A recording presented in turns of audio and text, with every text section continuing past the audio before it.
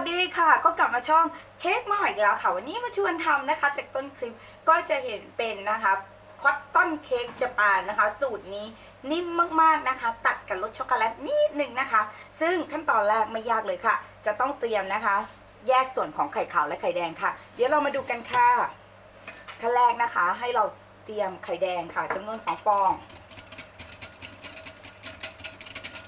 ตีนะคะ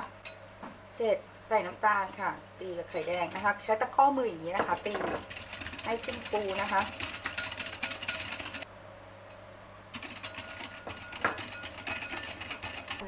อันนี้ตีให้เข้ากันค่ะให้นมสดค่ะรสจืดนะคะ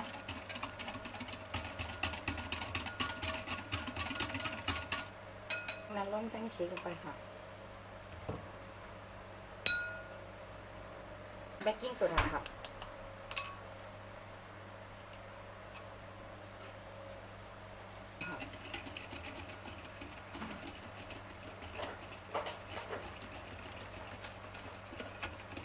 จนส่วนผสมทั้งหมดไม่เป็นฝุ่นแป้งนะคะแล้วก็ไม่เป็นเม็ดนะคะหลังจากนั้นพักส่วนนี้ไว้นะคะเราก็จะมาเตรียมในส่วนของไข่ขาวง่ายนิดเดียวนะคะมีแค่มะนาวนะคะขั้นตอนแรกให้เราตีนะคะด้วยสปีดต่ำเอาเป็นฟองนะคะขึ้นเลยเป็นฟองในลักษณะนี้แล้วนะคะให้บีบมะนาวลงไปค่ะตีด้วยสปีดสูงนะคะสลับกับการใส่น้ำตาลทราย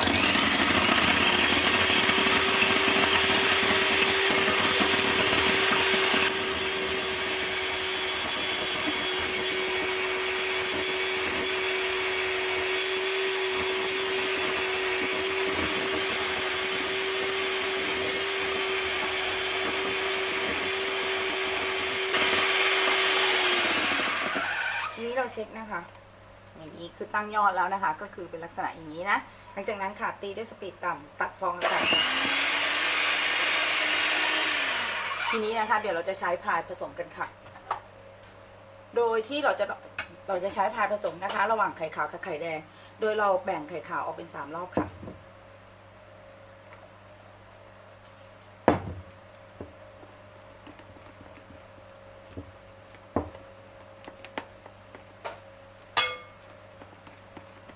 ผงโกโก้กันนะคะ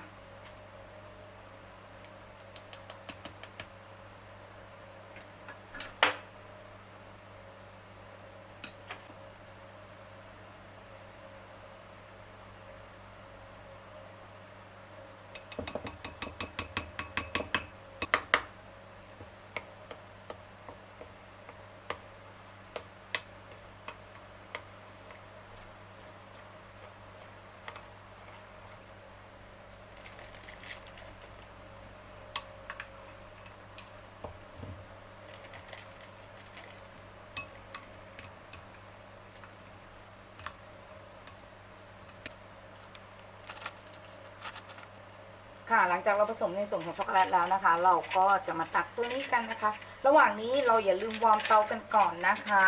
ก็โดยการเอาหม้อแกงเรานะคะไปตั้ง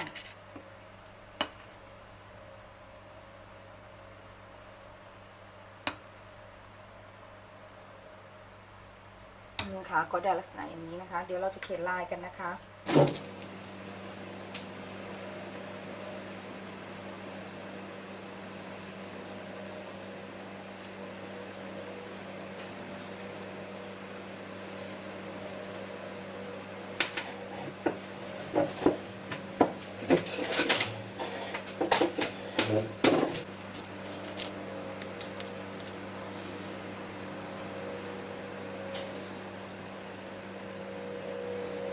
ได้ลักษณะอย่างนี้นะคะ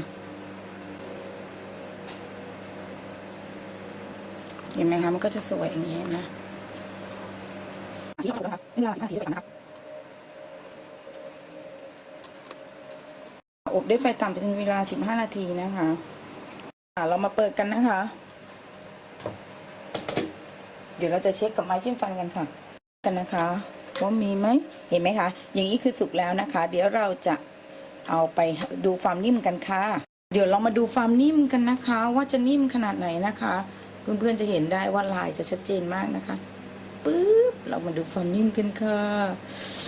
น่ากินขนาดไหนคะเห็นไหมนิ่มมากๆเลยนะคะ